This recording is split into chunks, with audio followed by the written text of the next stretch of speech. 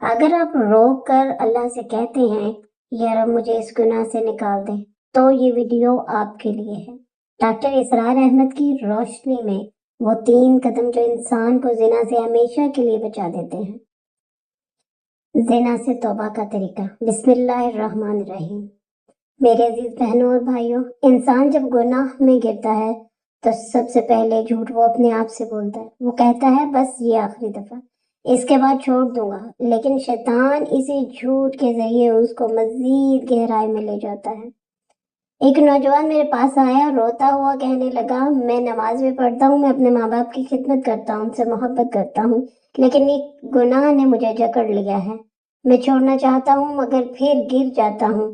یہ صرف اس کی کہانی نہیں، آج ہزاروں نوجوانوں کی کہانی یہی ہے۔ قرآن اس معاملے میں یہ کہتا ہے، اللہ تعالیٰ قرآن پاک میں فرماتے ہیں، زنا کے قریب بھی نہ جاؤ۔ اللہ نے یہ نہیں کہا کہ صرف زنا نہ کرو، بلکہ فرمایا اس راستے پر ہی مت چلو جو زنا تک لے جاتا ہے۔ ڈاکٹر اسرار احمد فرمایا کرتے تھے، زنا اچانک نہیں ہوتا، پہلے نظر گرتی ہے، پھر گفتگو ہوتی ہے، پھر تنہائی، اور پھر انسان شیطان کے ہتھے چڑھ جاتا ہے۔ پہلا قدم سچ کو تسلیم کرنا۔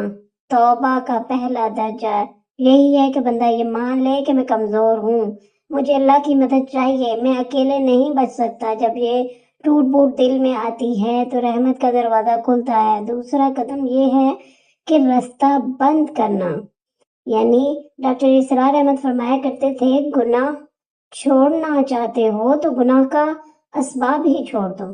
وہ نمبر ڈیلیٹ کرو، وہ چیٹ بند کرو، نظر کی حفاظت کرو، تنہائی کے لمحوں سے بچو۔ تیسرا قدم یہ ہے کہ سچی توبہ کرنا۔ سچی توبہ کے 3 رکن ہیں، دل سے ندامت کرنا، گناہ چھوڑ دینا، اور دوبارہ نہ کرنے کا پکا ارادہ کر لینا۔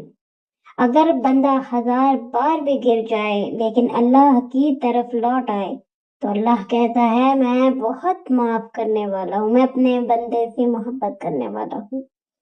میرے بہنوں اور بھائیوں، اگر آپ یہ سن رہے ہو اور دل بوجھل ہے تو سمجھ لو کہ اللہ ابھی آپ کو بلا رہا ہے۔